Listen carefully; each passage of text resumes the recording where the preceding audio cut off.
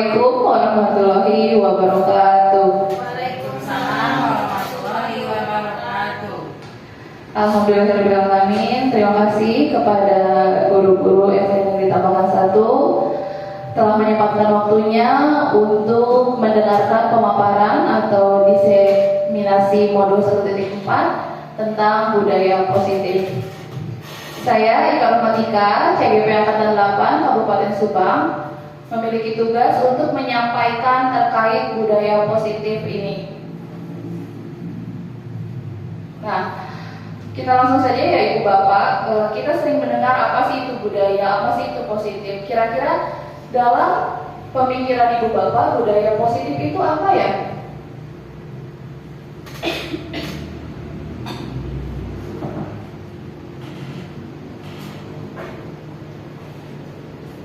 Kira-kira budaya positif itu apa ya? Pernah mendengar mungkin? Nah, Ibu Bapak, budaya positif merupakan perwujudan dari nilai-nilai atau keyakinan universal yang diterapkan di sekolah. Budaya positif di sekolah tidak dapat diciptakan secara instan. Apabila kita menginginkan budaya positif ini berjalan, memang tidak membutuhkan waktu yang sebentar, tapi harus ada terus-menerus, konsisten kita lakukan bersama. Nah, dalam penerapan budaya positif di sekolah, diperlukan pula tuntunan dan tauladan dari kita selaku seorang guru. Nah, coba kita akan mempraktikkan, bisa dengan teman di sebelahnya, atau misalkan dengan saya sendiri. Coba kita praktikkan. Ibu Bapak coba genggam tangannya. Coba buka, tutup. Oke, boleh dengan Bu Dian kalau mau nutup, boleh nutup. Kalau mau buka, itu gimana Ibu sendiri ya. Silakan buka, tutup, buka. Oke. Menurut Ibu tadi atau menurut Ibu Bapak, kenapa Ibu Bapak membuka kepala tangan Ibu Bapak? Diperintah, kemudian? Yang kedua, Oke. Kenapa Ibu Bapak mau mendengar perintah saya? Sebenarnya Ibu Bapak, sesungguhnya kontrol untuk menutup dan membuka tangan tadi kita itu adalah diri kita sendiri, bukan dari orang lain, tapi dari diri kita sendiri. Siapakah yang sesungguhnya memegang kontrol, yang menutup kepalan tangan atau yang berusaha dengan segala cara untuk membuka kepalan tangan rekannya? Jawabannya tentu kita sendiri, Ibu Bapak. Yang memegang kontrol atas kepalan tangan kita, apakah kita mau membuka atau menutup kepalan tangan kita itu tergantung pada diri kita masing-masing, sesuai dengan kebutuhan dasar kita sendiri. Makanya kalau misalkan ada orang yang memerintah, tapi kalau pada dasarnya diri kita tidak ingin melakukan itu, ya pasti kita sudah tidak akan melakukan itu. Jadi sesungguhnya apapun dari luar ya, tapi kalau misalkan kontrol kita bagus, kita bisa mengontrol diri kita sendiri, ya itulah kita, tidak bisa dikontrol orang lain. Sebagaimanapun pengaruhnya dari luar, apabila memang kontrol diri kita bagus dan kita bisa mengontrol diri kita sendiri, ya itulah kontrol diri kita. Jadi jangan sampai apabila terjadi sesuatu terhadap diri kita, justru kita menyalahkannya orang lain. Tidak seperti itu ya. Jadi segala sesuatu yang memang terjadi pada diri kita, ya diri kita lah yang bisa mengontrol itu. Nah, ini adalah perubahan paradigma teori kontrol atau teori pilihan atau ilusi kontrol. Nah, di sini ada beberapa ilusi. Yang pertama ada ilusi guru mengontrol murid, kemudian ilusi bahwa kritik dan membuat orang merasa bersalah dapat menguatkan karakter. Kemudian ada ilusi bahwa semua penguatan positif, efektif dan bermanfaat. Kemudian ada juga ilusi bahwa orang dewasa memiliki hak untuk memaksa. Apa sajakah itu dan bagaimana ilusi-ilusi ini? Mari kita bahas bersama. Nah, ibu bapak, ini adalah ilusi yang pertama, yaitu ilusi guru mengontrol murid. Nah, pada dasarnya kita dapat memaksa murid untuk berbuat sesuatu jikalau murid tersebut memilih untuk tidak melakukannya. Walaupun tampaknya guru sedang mengontrol perilaku murid, hal demikian terjadi karena murid sedang menginginkan dirinya dikontrol. Saat itu, bentuk kontrol guru menjadi kebutuhan dasar yang dipilih murid tersebut. Teori kontrol menyatakan bahwa semua perilaku memiliki tujuan, bahkan terhadap perilaku yang tidak disukai. Jadi pada dasarnya itu ya, kita itu bisa berbuat sesuatu kalau muridnya memang mau melakukannya. Begitu. Jadi teori kontrol ini dapat mengontrol perilaku murid, tapi apabila muridnya memang mau dikontrol, gitu ya, itu ilusi guru mengontrol murid. Kemudian ada ilusi bahwa kritik dan membuat orang merasa bersalah dapat menguatkan karakter. Menggunakan kritik dan rasa bersalah untuk mengontrol murid menuju pada identitas gagal, mereka belajar untuk merasa buruk tentang diri mereka. Mereka mengembangkan dialog diri yang negatif. Kadang-kala sulit bagi guru untuk mengidentifikasi bahwa mereka sedang melakukan perilaku ini. Karena seringkali guru cukup menggunakan suara halus untuk menyampaikan pesan negatif. Kadang-kadang ya ibu bapak, kita seringkali memberikan kritik atau membuat rasa bersalah terhadap anak, namun dengan kata-kata yang halus. Sering ditemukan kalau misalkan anak melakukan kesalahan, memang ditegurnya mah halus, tapi kata-katanya itu loh. Kata-katanya itu kadang yang sering kali kalau bahasa Sunda nama sadetik tapi pules. Nah itu kadang sering kali seorang guru itu melakukan itu. Untuk apa? Untuk membuat anak itu merasa bersalah. Kadang-kala kita melakukan itu untuk apa? Untuk menguatkan karakter anak. Kita ingin mengubah anak menjadi lebih baik. Tapi apakah itu baik? Gitu ya. Kadang contohnya misalkan apa ya, hal-hal yang mungkin dia bisa memberi contoh bagaimana kritikan, tapi sebenarnya kritikan itu kritikan yang halus, tapi sebenarnya membekas terhadap anak. Ada yang bisa memberikan contoh mungkin? Bu Cucu? Halus, ya. Tapi contohnya gini, ada anak telat datang. Oh bagus ya, datangnya telat, tapi bahasanya mah bagus, gitu. Bahasanya halus, tapi makna yang diterima siswa itu berbeda. Kata-katanya mungkin halus, tapi ketika disampaikan mungkin dengan nada sini sedikit, dampaknya adalah siswa merasa bersalah. Tapi sebenarnya tujuan kita itu sebenarnya untuk membuat anak itu jauh lebih baik, tidak mengulangi kesalahannya. Tapi apakah itu benar? Apakah itu punya dampak yang positif? Gitu ya. Kemudian ada ilusi bahwa semua penguatan positif, efektif, dan bermanfaat. Nah, penguatan positif atau bujukan adalah bentuk-bentuk kontrol juga ibu bapak. Segala usaha untuk mempengaruhi murid agar mengulangi satu perilaku tertentu adalah suatu usaha untuk mengontrol murid tersebut. Dalam jangka waktu tertentu, kemungkinan murid tersebut akan menyadarinya dan mencoba untuk menolak bujukan kita, atau bisa jadi murid tersebut menjadi tergantung pada pendapat sang guru untuk berusaha. Contohnya, ada anak kelas 1 mungkin yang masih di antara orang tua, terus kita bujuk, ayo ya, masuk dulu ya, nanti mamahnya menunggu di luar, nanti mamahnya menjemput. Nah, ini juga merupakan sebenarnya penguatan positif. Tapi apabila dilakukan terus-menerus bujukan-bujukan tersebut, mereka akan tergantung dengan bujukan-bujukan tersebut.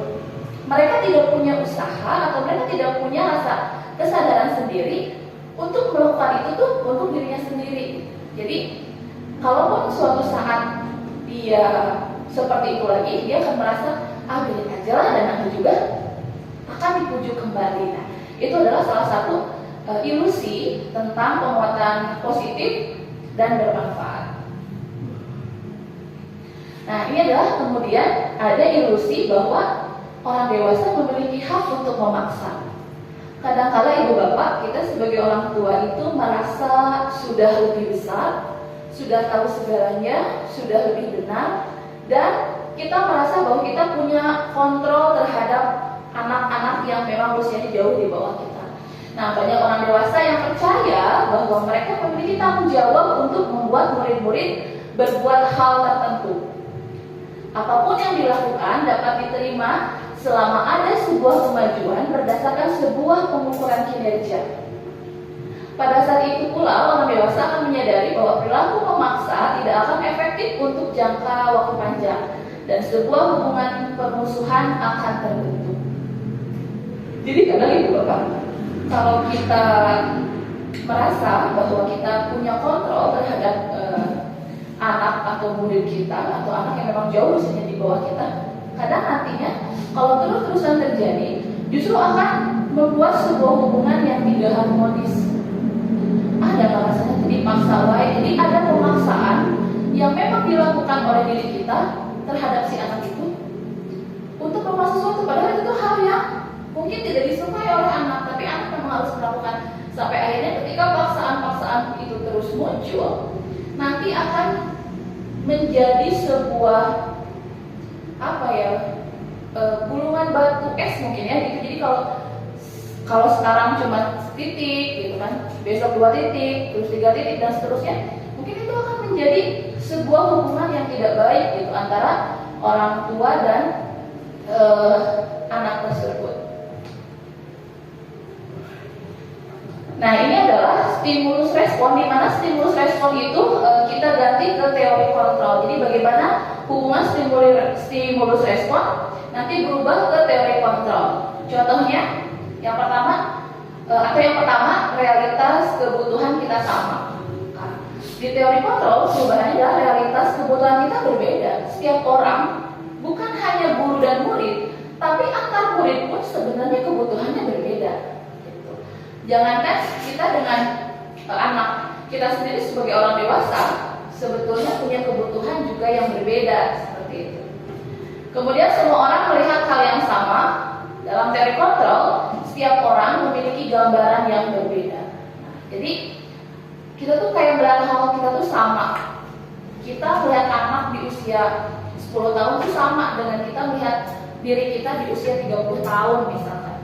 Kemudian setiap orang memiliki gambaran berbeda. Memang iya, setiap orang walaupun misalkan di satu umur yang sama, tapi setiap orang tuh memiliki gambaran yang berbeda. Kemudian kita mencoba mengubah orang agar berpandangan sama dengan kita. Nah, di teori kontrol kita berusaha memahami pandangan orang lain tentang dunia. Jadi sebenarnya manusia itu punya pandangan yang berbeda-beda. Dari mereka punya pandangan atau perspektif yang berbeda dalam sebuah kejadian atau sebuah hal. Jadi jangan karena kita punya pemikiran A, orang lain juga harus punya pemikiran A.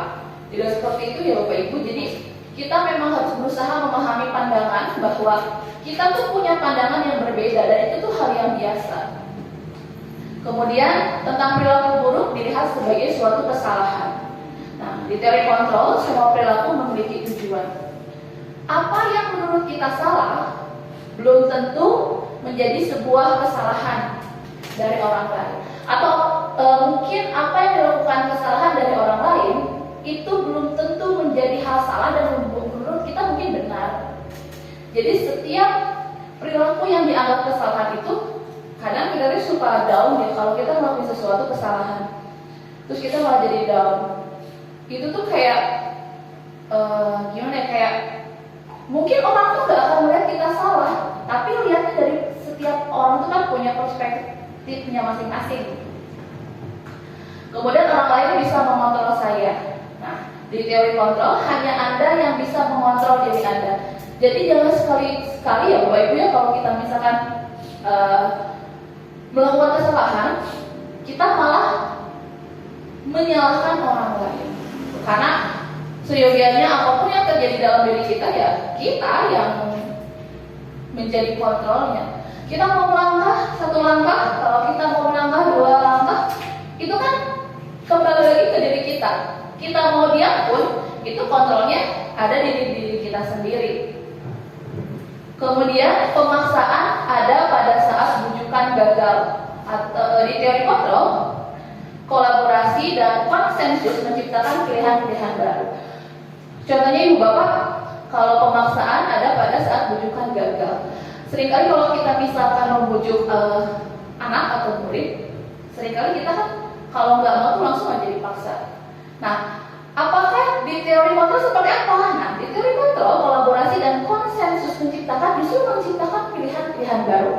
Kalau misalkan pilihan A-nya gagal, kita punya option-option lain yang memang bisa dipilih oleh siswa. Seperti itu. Kemudian ada model berpikir menang atau kalah. Nah, di teori kontrol, model berpikir menang-menang. Jadi di sini tidak ada salah dan benar, tidak ada menang dan kalah.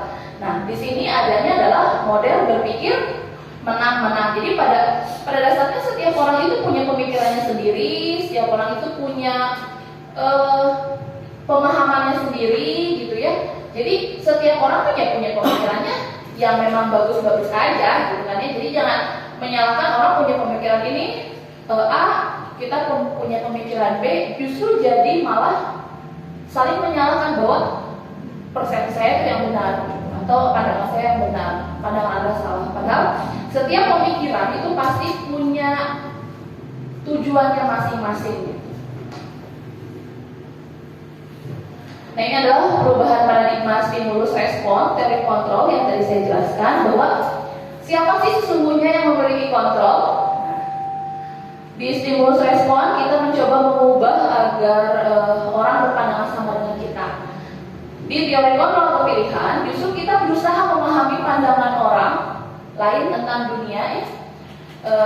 Ini tadi sudah dipaparkan juga, perilaku buruk dilihat sebagai suatu kesalahan. Di teori kontrol, semua perilaku memiliki tujuan. Kemudian orang lain bisa mengontrol saya, hanya Anda yang bisa mengontrol diri Anda sendiri.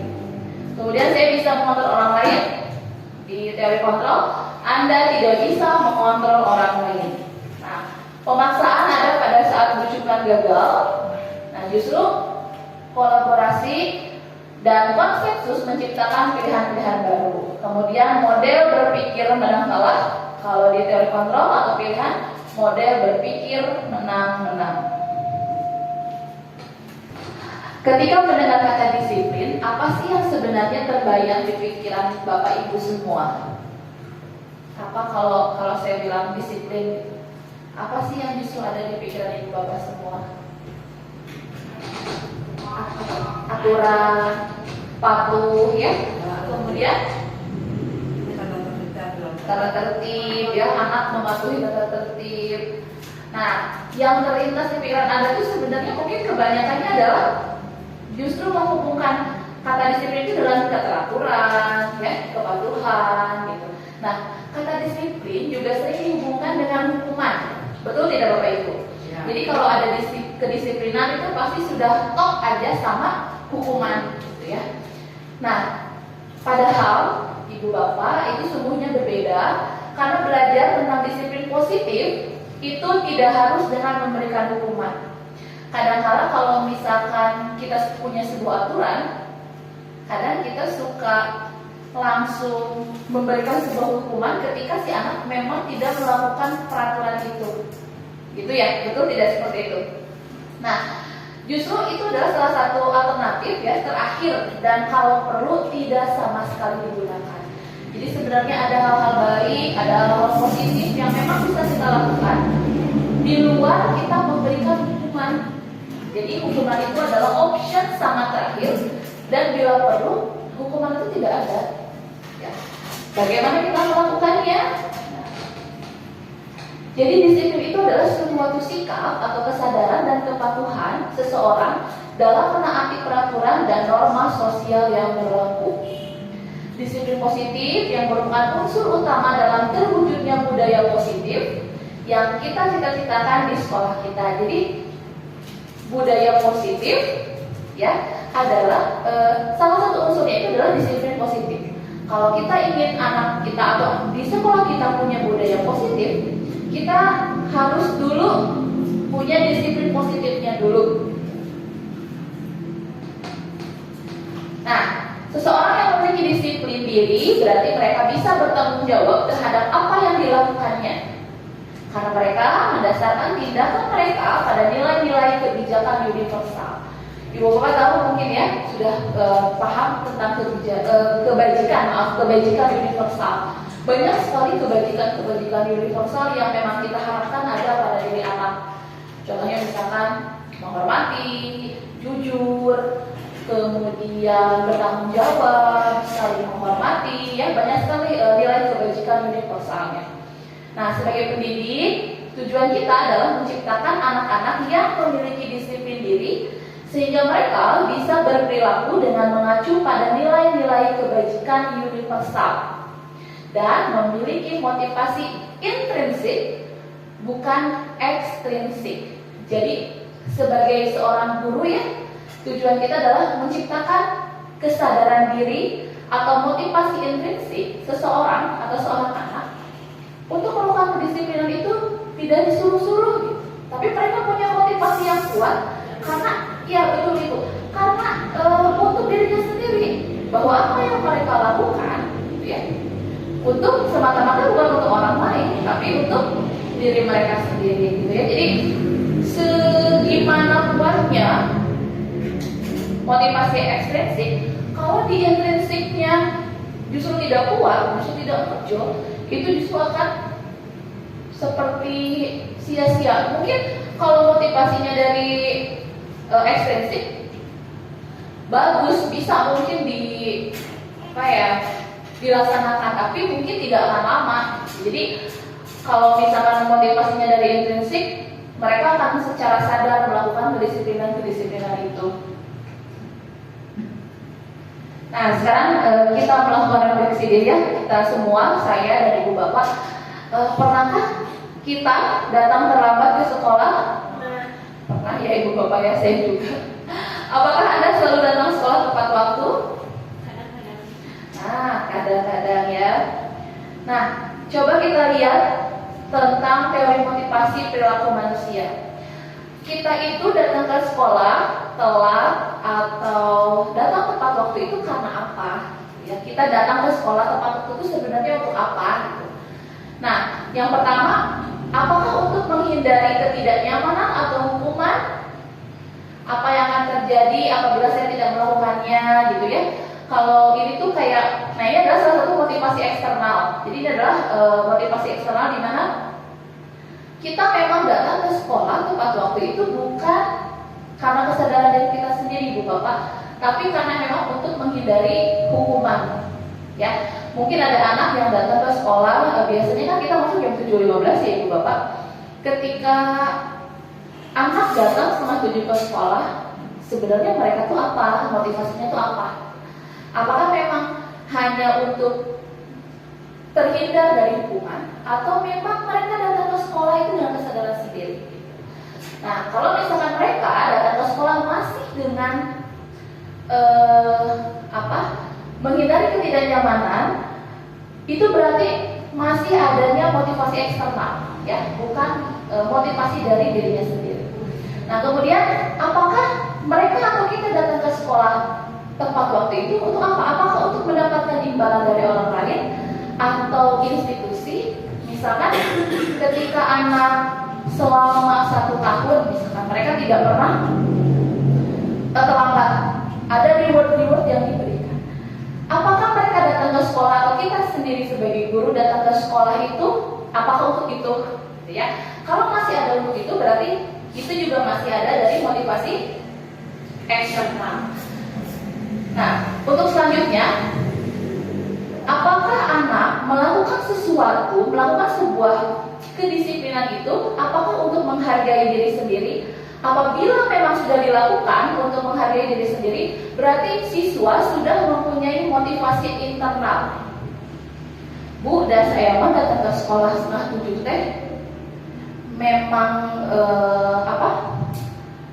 saya pengen datangnya nggak tepat aja, bukan karena ini dipuji, bukan karena takut dihukum, tapi memang mereka menginginkan datang tepat waktu. Kenapa pengen datangnya lebih awal? ya supaya agak santai aja. Bukan kalau misalkan jam 7.15 masuk terus saya emang berangkat jam 7 tuh agak lari-lari, agak keteteran. Tapi ketika saya berangkatnya jam setengah 7 misalnya, saya agak lebih santai.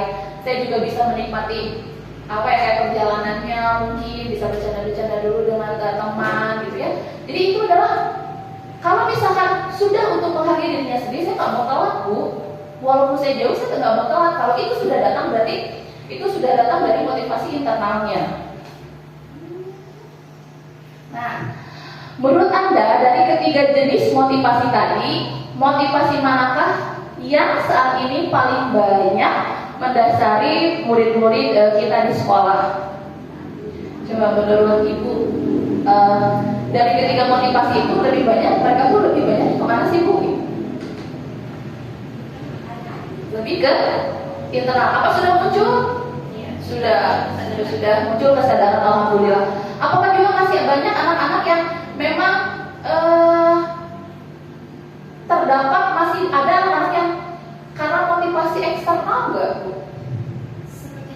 Sepertinya masih ada ya beberapa ya. Tapi alhamdulillah di sekolah kita memang sangat ditekankan. Kemudian memang kitanya juga memberikan disiplin positifnya juga bukan dari maksudnya secara perkataan aja gitu ya, karena kita juga melakukan hal-hal lain yang mereka bisa melihat gitu apa yang dilakukan oleh guru-gurunya gitu. Jadi ya saling lah gitu ya Bu ya, saling memberikan keteladanan. Kemudian Ibu Bapak, ini adalah kita akan membahas soal nilai kebajikan. Nilai-nilai kebajikan adalah sifat-sifat positif manusia yang merupakan tujuan mulia yang ingin dicapai setiap individu. Seperti yang telah dikemukakan oleh Dr. William pada teori kontrol, menyatakan bahwa setiap perbuatan memiliki suatu tujuan. Jadi tidak ada satupun kegiatan yang dilakukan tanpa sebuah tujuan.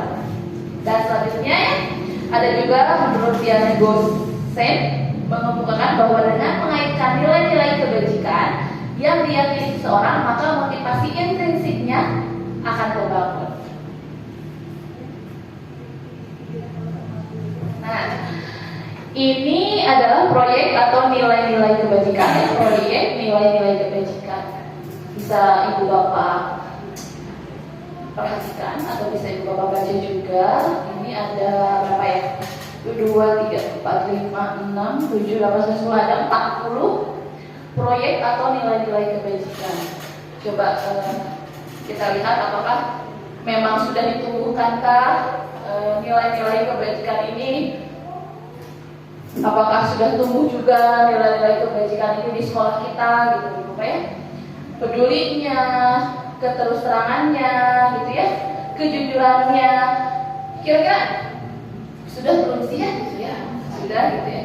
Kemudian kebersihannya, komitmennya, belas kasihnya, percaya dirinya dan sebagainya ya. Ini adalah nilai-nilai kebajikan menurut The Virtus Project. Nah, kemudian ada pula, ini adalah dari The Seven Essential Virtues. Virtues apa? Bacanya gimana Bu? Gimana bacanya Pak?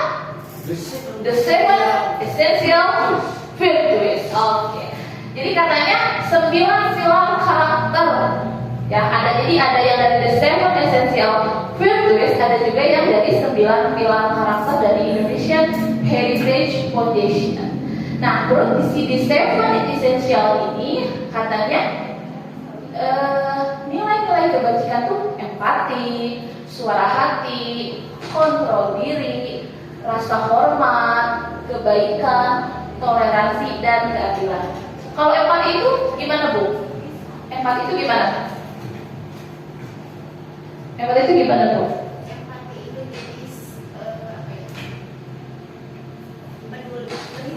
Lebih dari peduli ya.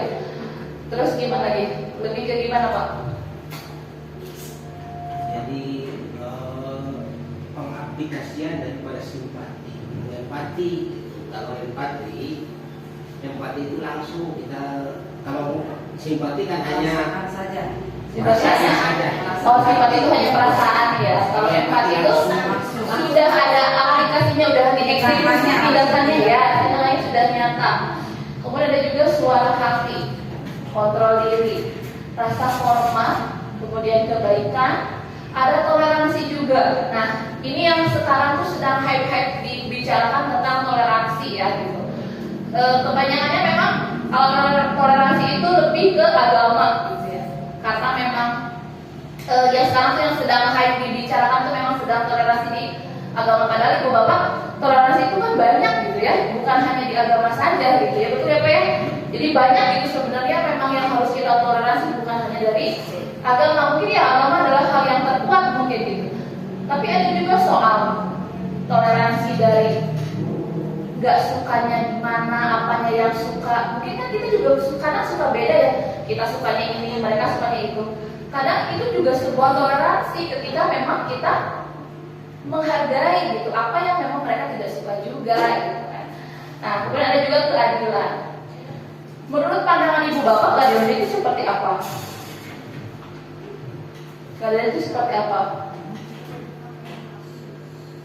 Kadang kita suka berpikir ibu bapak kalau keadilan itu sama rata. Iya, tapi sama ratanya betul sesuai kebutuhan. Karena belum tentu adil untuk si A, adil untuk si B gitu kan, adilnya sesuai porsi. Kadang saya juga suka agak di agak di komen gitu ya sama anak kalau misalkan saya misalkan ngasih uang jajan ke si anak yang pertama itu misalkan 10.000, terus ke anak si B 20.000. Padahal kenapa saya ngasih anak si B itu jajannya lebih banyak atau uang sakunya lebih banyak? Ya karena kebutuhannya juga lebih banyak. Karena ya itulah, adil itu tidak harus sama, tapi sesuai porsinya. Kemudian kalau di 9 pilar karakter dari Indonesian Heritage Foundation, bahwa nilai-nilai kebajikan itu adalah cinta Tuhan dan segenap ciptaannya, kemandirian dan tanggung jawab, kemudian kejujuran, ya, amanah, diplomatis, hormat dan santun, dermawan, suka menolong dan gotong royong, percaya diri, kreatif dan bekerja keras, kepemimpinan dan keadilan, baik dan rendah hati, serta toleransi, kedamaian dan kesatuan. Nah, ini yang sedang kita galakkan bersama ibu bapak ketika kita di kurikulum Merdeka, betul? Betul ya. Ini adalah 6 profil belajar Pancasila. Yang pertama itu adalah beriman, ya, karakter yang memang kita harapkan ada di anak murid kita gitu ya, di anak murid kita. Yang pertama, beriman, bertakwa kepada Tuhan Yang Maha Esa dan berakhlak mulia, kemudian mandiri, bernalar kritis, berkebinekaan global, bergotong royong dan kreatif. Ini semenjak Purmer memang kita tuh pasti dengarnya ini aja gitu ya, karakter yang memang sangat kita kuatkan, yang sangat kita harapkan ada di anak didik kita semua ya, ke-6 karakter di profil pelajar Pancasila ini. Nah, kemudian ibu bapak, saya akan melanjutkan ke hukuman, konsekuensi dan restitusi. Ibu bapak, tadi ketika saya bertanya bagaimana atau apa yang ibu bapak pikirkan ketika saya melemparkan kata disiplin. Jadi kan ada yang bilang soal kepatuhan, ada soal hukuman gitu ya. Nah, sekarang kita justru akan bahas tentang hukuman. Hukuman itu apa sih? Ya. Nah, ibu bapak, hukuman itu bersifatnya satu arah. Jadi sifatnya itu dari pihak guru yang memberikan, dan murid hanya menerima suatu hukuman tanpa melalui kesepakatan. Ya, jadi biasanya hukuman itu datangnya dari guru. Ada anak misalkan yang tidak pakai baju olahraga, kamu nggak boleh ikutan olahraga, gitu. Atau kamu keliling lapangan 3 putaran karena kamu tidak memakai baju olahraga, gitu ya. Nah, kembali. Nah, hukuman ini biasanya memang adanya dari arahannya itu dari pihak guru ya. Nah, kita lanjutkan ibu bapak ya. Nah, hukuman yang diberikan bisa berupa fisik atau psikis. Murid atau anak disakiti oleh suatu perbuatan atau kata-kata. Jadi hukuman itu tidak hanya harus selalu dari fisik, tapi hukuman itu bisa juga dari kata-kata gitu yang menyakitkan. Contohnya, misalkan ketika ada anak yang datang terlambat ke sekolah gitu ya. Terus misalkan kita kayak ujuk-ujuk aja gitu ya, Bapak. Udah kamu push up 13 kali, kamu push up 5 kali. Nah, itu adalah hukuman yang memang lebih ke fisik. Tapi ada juga ibu bapak, hukumannya itu adalah hukuman dari sebuah kata-kata.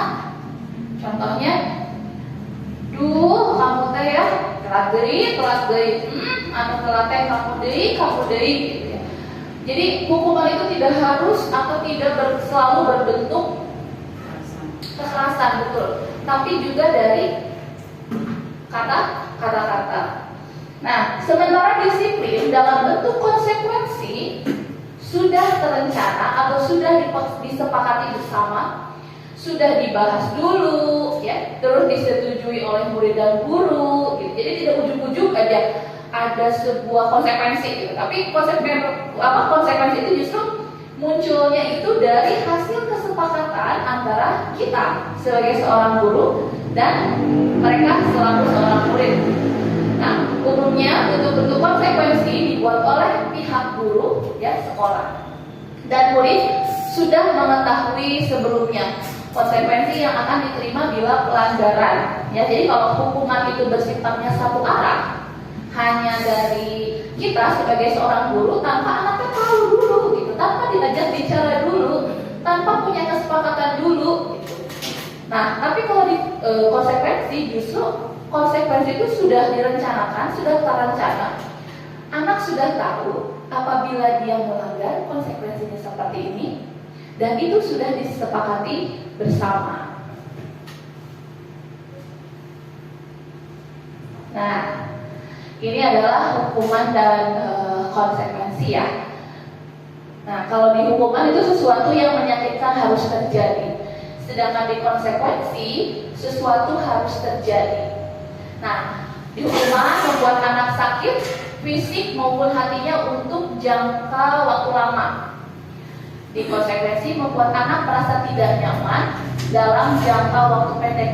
Mungkin memang merasa tidak nyaman, tapi jangkanya pendek. Karena mereka menyadari adanya konsekuensi yang memang harus mereka laksanakan ketika mereka melakukan sebuah pelanggaran. Kemudian kalau di hukuman anak tuh membenci kedisiplinan. Betul tidak Ibu Bapak? Betul ya, ketika anak dipaksa untuk disiplin karena sebuah hukuman gitu ya, anak itu akan benci sama disiplin. Kadang kalau misalkan seperti setiap hari Senin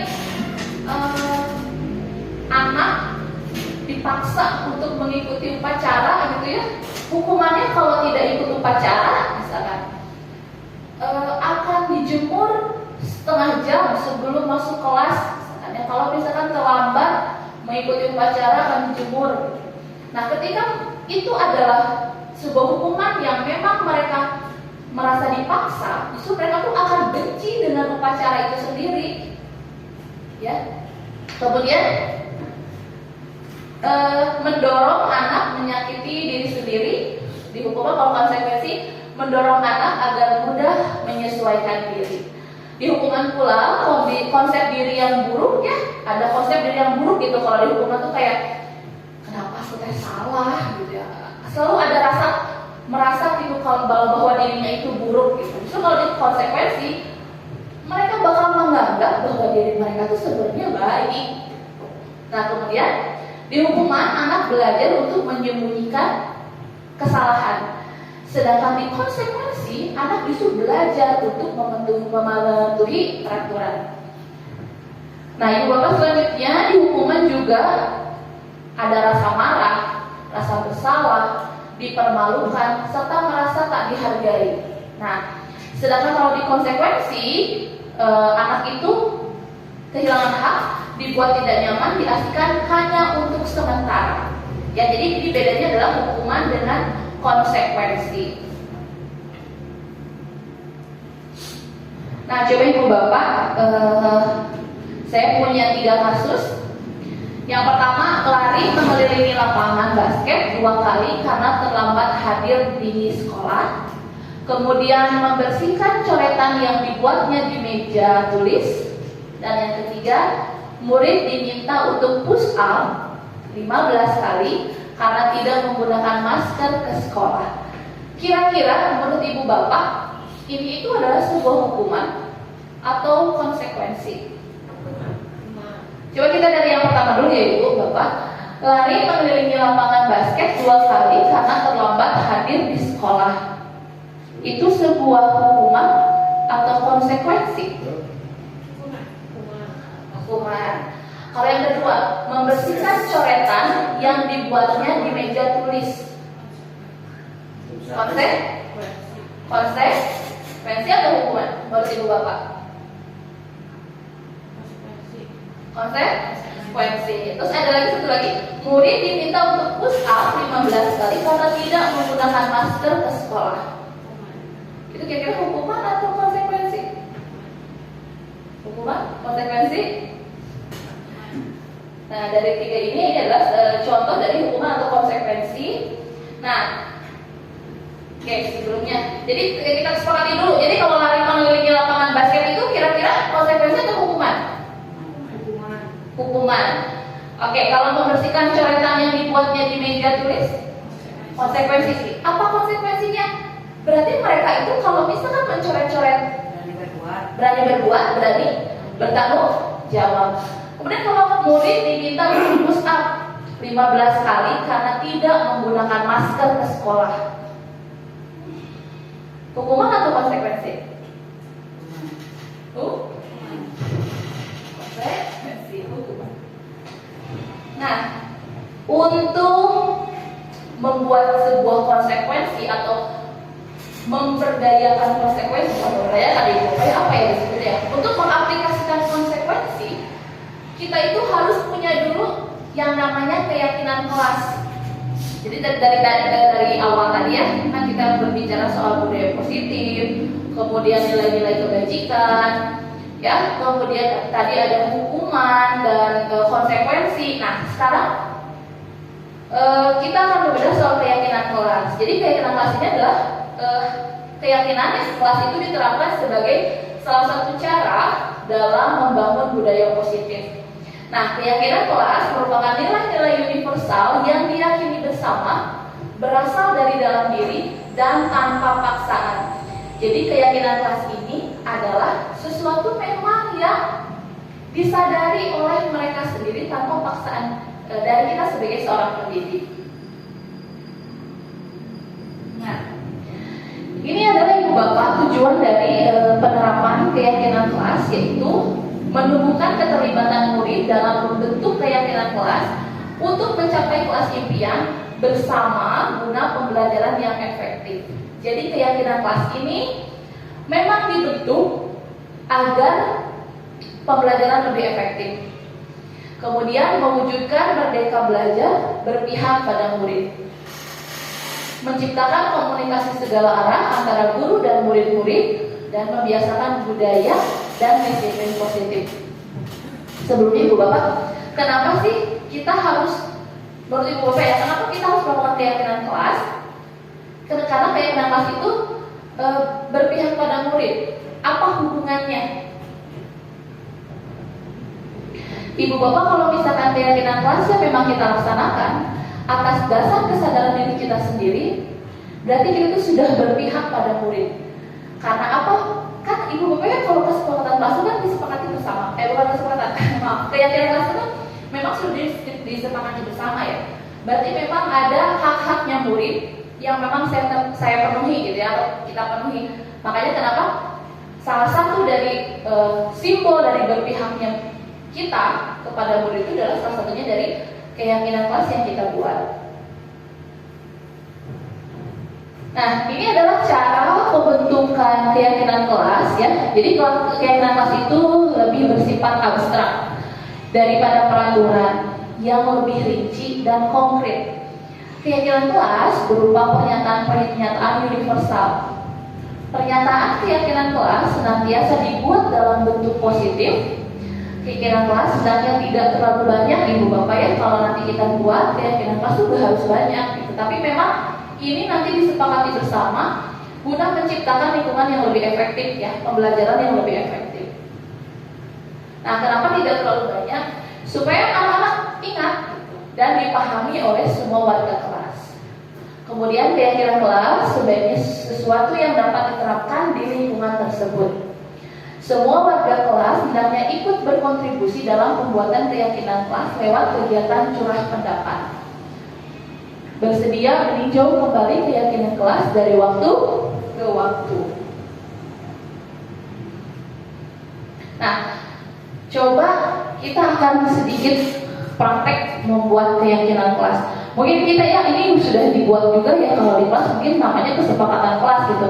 Tapi alangkah lebih baiknya nanti kalau kesepakatan kelas itu namanya kita ubah ke keyakinan kelas gitu. Karena kalau yang namanya keyakinan kelas berarti memang diyakini oleh warga kelasnya. Contohnya Ibu Bapak kalau di kelas masing-masing, contoh salah satu keyakinan kelas atau kesepakatan kelas yang dibuat itu apa? Contohnya? Contohnya apa? Yang memang disepakati bersama dengan Betul. anak-anak. Misalnya ketika awal belajar itu anak tidak mau bekerja. Betul. Jadi di kelas itu saya kasih poin 100. Jadi ketika ada itu mereka sendiri yang membuat peraturannya dan mereka yang menentukan poin pengurangannya berapa. Jadi ketika ada yang memukul meja, si A bilang udah Bu, tidak Bu, belajar dengan tertib. Artinya salah satunya tidak mukul meja, tidak keluar tidak keluar bangku, tidak mukul. Jadi di sana satu poin tidak belajar dengan tertib, tapi di dalamnya terdapat beberapa masalah gitu. Seperti tidak mukul meja, tidak keluar bangku dan tidak mukul. Oke, itu salah satunya ya Bu ya. Dan itu akan pengurangan poin 15. Itu anak-anak Oh iya, yang betul. Itu tapi mereka udah setuju ya. Oke. Oke, tadi apa Bu? Jadi keyakinan poinnya tadi apa? Belajar dengan tertib. Tapi di dalam belajar dengan tertib itu ternyata banyak sekali poin-poinnya seperti itu. Terus ada lagi nggak Bu yang lain? ada saling menyayangi. Betul, saling menyayangi. Di dalamnya jadi tidak tertekan di warga kelas itu dan di bersama kakak atau adik kelas. Ya, jadi memang ada poinnya lagi. Terus ada lagi nggak? Dan Mungkin kemarin itu sudah sudah terjadi mungkin ya cerita sedikit bahwa kemarin ada anak kelas 4 dan kelas 5 memang ada masalah dan itu juga termasuk dari keyakinan kelas ya Ibu ya. Di Korea 25 itu nilai tertinggi. Nilai tertinggi, poin tertinggi ketika dikurangi, Masya Allah. Kemudian ada lagi nggak Ibu Bapak dari keyakinan kelas yang lain yang memang sudah disepakati bersama? Kalau saya contohnya itu adalah menjaga kebersihan kelas gitu ya. Kemudian ada lagi nggak yang lain? Ayo, ada nggak? Ada nggak yang lain? Sebenarnya banyak mungkin ya keyakinan kelas kita yang telah kita buat gitu. Terus contohnya kayak saling menghargai, kemudian saling menghormati, jujur, ya, terus saling menyayangi juga gitu. Nah, ternyata Ibu Bapak dalam pembentukan keyakinan kelas ini memang perkataannya itu harus positif. Jadi tidak boleh negatif. Jadi tidak boleh membuang sampah. Jadi tidak bolehnya itu kita kayak buat positif gitu. Contohnya kan tidak boleh membuang sampah sembarangan. Kita jadi ubah positifnya. Jadi menjaga lingkungan kelas. Betul. Terus misalkan tidak datang terlambat ke sekolah, tapi kita ganti. Jadi betul selalu tepat waktu. Masya Allah, sebenarnya kita tuh sering sudah ya melakukan keyakinan kelas kita ini gitu. Nah, memang awalnya itu pembuatan keyakinan kelas itu adalah hasil dari apa yang mereka ingin utarakan. Kegelisahan apa? Kadang Ibu Bapak ada anak yang memang tidak berani berbicara ketika dia tidak nyaman, kelasnya kotor misalkan. Tapi dia kayak tidak punya kekuatan, nggak akan mau ngomong deh, takut gitu ya. Tapi sebenarnya lewat keyakinan kelas ini sebenarnya justru kita itu membangun hal-hal yang mungkin tidak nyamankan oleh orang lain. Jadi dari keyakinan kelas ini jadi punya rasa kenyamanan karena keyakinan kelas ini gitu. Terus contohnya misalkan ada anak yang selalu mungkin berenya gitu ya, atau bercandanya mungkin agak kelewatan gitu ya, menyindir Tela atau bahasa zaman bahasa anaknya mah mungkin moyokan lah gitu ya. Dengan keyakinan pasti saling menghargai, saling menghormati, itu jadi sebuah rem untuk anak-anak yang memang suka melakukan itu gitu ya. Kembali lagi ya, jadi kalau keyakinan itu keyakinan kelas itu pembentukannya adalah dari kegiatan curah pendapat dari semua anak dulu, kemudian nanti dipoinkan atau nanti jadi apa ya, itu namanya itu ya, kayak di satu-satu, oh ini tuh maksudnya ke sini, itu maksudnya ke sini gitu ya. Dari memang nilai-nilai kebajikan yang kita harapkan di kelas. Nah, ini menurut ibu bapak nilai kebajikan seperti apa sih yang diharapkan dari kesepakatan kelas yang ini? Coba. Kalau kembalikan barang ke tempatnya, nilai kebajikan yang akan atau kita mau harapkannya apa nih?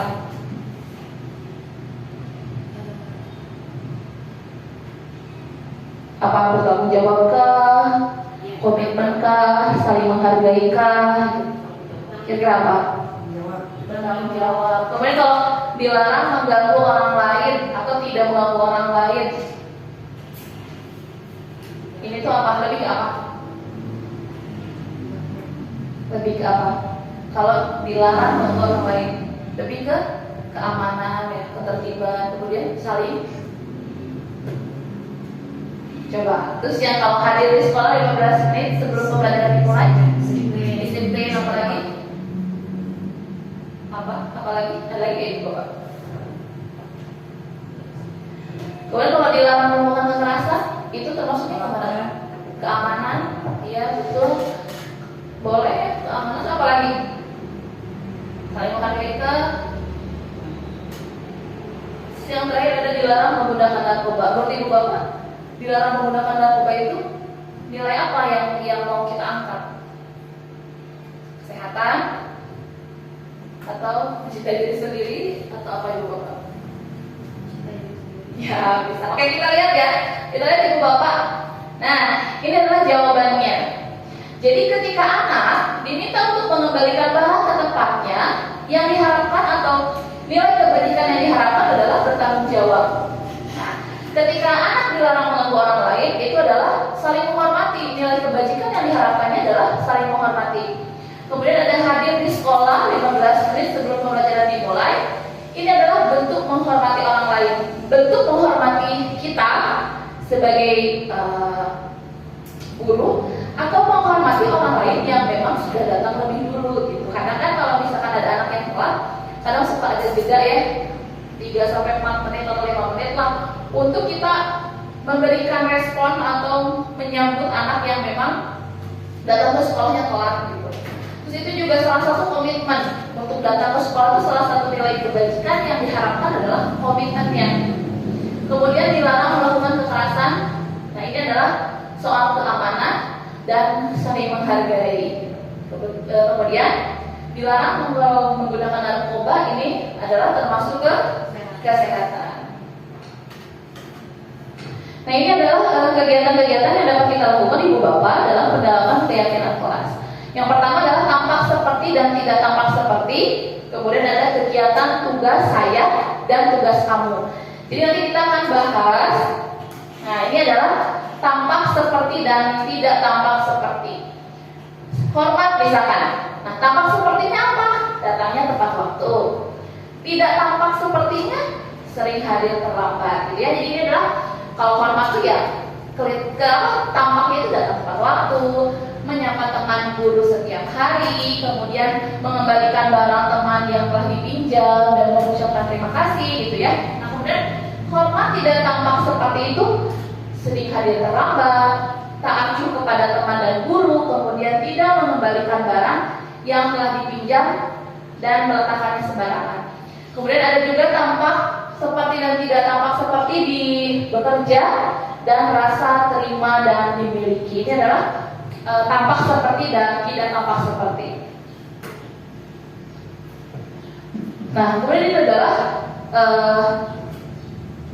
pembagian kegiatan tugas saya sebagai seorang guru dan tugas kamu sebagai seorang murid atau siswa, betul. Guru tugasnya mengajar, kalau murid tugasnya belajar, betul. Guru tugasnya mendidik, murid tugasnya mencoba, gitu ya. Kemudian ada lagi tugas-tugasnya, di bawahnya ada menjawab pertanyaan, memberikan nilai, mengatur kelas, kemudian menegakkan peraturan kelas, menjalankan keyakinan kelas, kemudian peduli terhadap semua murid. Nah, justru ada juga yang bukan tugasnya dari seorang guru, gitu ya, menyakiti atau disakiti, memaksa kamu untuk belajar, merapikan barang-barang murid, menyiapkan makanan atau barang-barang alat tulis, gitu ya. Nah, ini sebelah sananya murid, tugasnya, gitu, tugas muridnya belajar, mencoba, menghasilkan yang terbaik dari dalam dirinya, bertanya jika tidak paham, mengikuti peraturan, menjalankan keyakinan kelas, mendengarkan, memeriksa tugas kembali, gitu ya.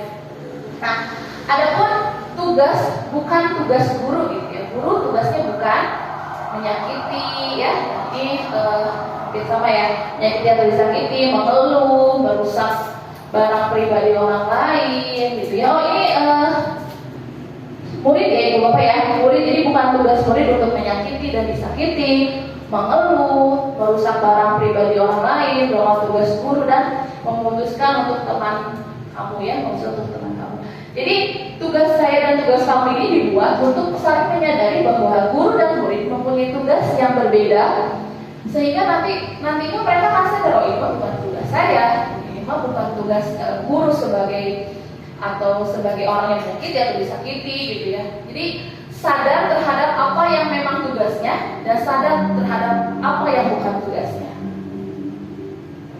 Nah, ini kemudian ada kebutuhan dasar manusia dan dunia berkualitas. Jadi konsep 5 kebutuhan dasar menurut Dr. William itu ada kebutuhan dasar bertahan hidup, kasih sayang dan rasa diterima, kebutuhan kebebasan, kebutuhan kesenangan, dan kebutuhan penguasaan. Jadi pada dasarnya anak itu tidak melakukan kedisiplinan atau anak itu tidak terpenuhi kebutuhannya itu, ya, karena kalau misalnya tidak terpenuhi kebutuhannya itu ada aja, gitu ya, dilakukan. Kayak misalkan kebutuhan penguasaan, ketika dia tidak merasa kebutuhan penguasaannya tidak tercapai atau tidak terpenuhi, kadang ke kita ibu kadang suka agak-agak menguasain. Contohnya misalkan dia tidak mau masuk kelas, terus lari-lari, ibu ayo tangkap aku, ibu ayo tangkap aku, itu kayak jadi kita tuh kayak menguasai, jadi dia tuh kayak menguasai kita sebagai seorang guru, gitu. Nah, ini adalah konsep 5 kebutuhan dasarnya. Kemudian nanti kita akan bahas satu-satu. Yang pertama itu sebagai penghukum, di mana kita memberikan hukuman berupa kekerasan fisik atau verbal. Jadi misalkan kalau dia datang telat, udah datang telat, main diri, gitu ya. Kamu lagi, gitu. Gak usah tiap hari melakukan kesalahan. Nah, itu juga termasuk kekerasan secara verbal. Kemudian ada sebagai pembuat merasa bersalah. Jadi suara rendah dan hening sehingga membuat siswa merasa rendah diri dan tidak nyaman. Contohnya ketika misalnya ada anak yang sedang ribut di dalam kelas, terus kita kayak dia baca gitu. Kemudian kita nggak mau ngapain, tapi karena misalkan dia kita itu karena mereka, kadang mereka merasa oh si ibu teh diamnya gara-gara kita ya. Kemudian sebagai teman, di mana melaksanakan tugas sebagai pengontrol bagi siswanya melalui tindakan yang persuasif. Jadi kayak gini contohnya, ada anak yang telat, ayo telat wae, kayak ibu bisa carikan bawa sekolah, nah gitu ya. Jadi memposisikan kita sebagai temannya.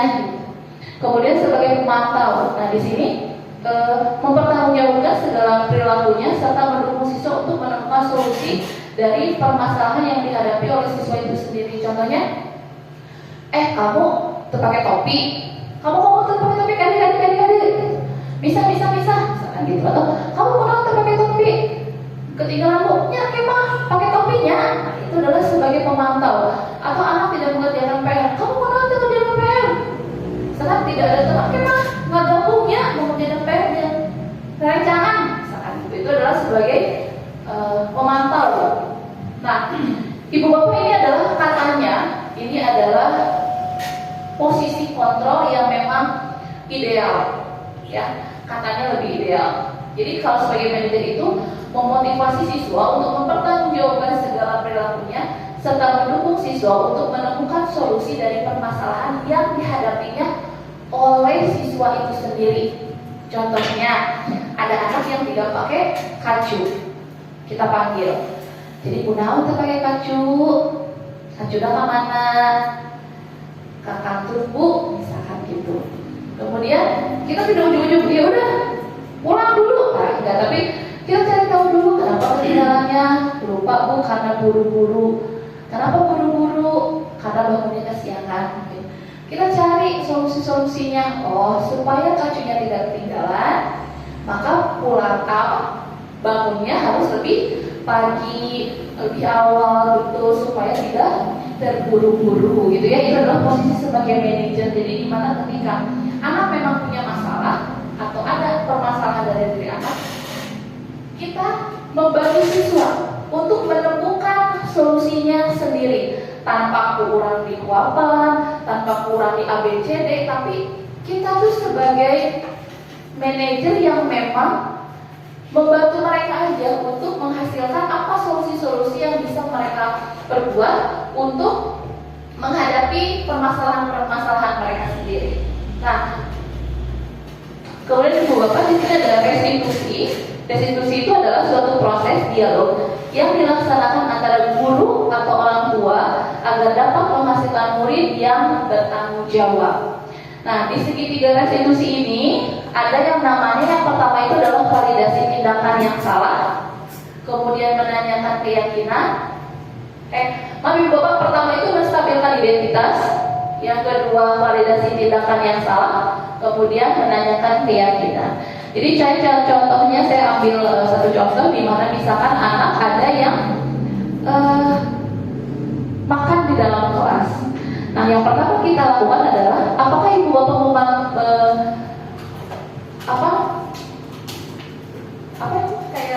melakukan pertanyaan itu apa di depan kelas atau dibawa anaknya ke kantor?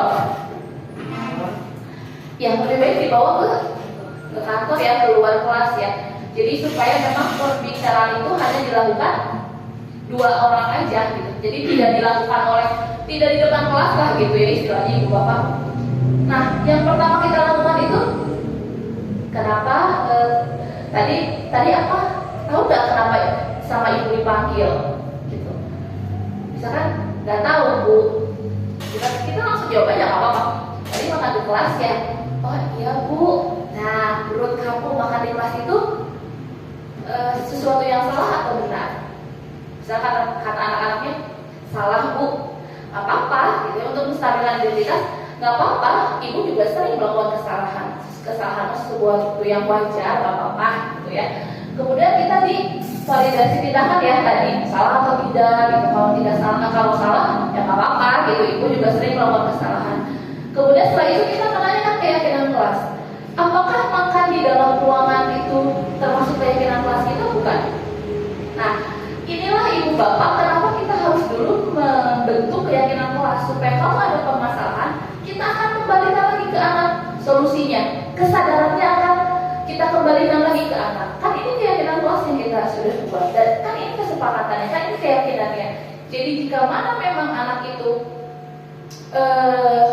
melakukan kesalahan, itu tinggal lemparkan ke keyakinan kelas memang yang sudah kita sepakati bersama.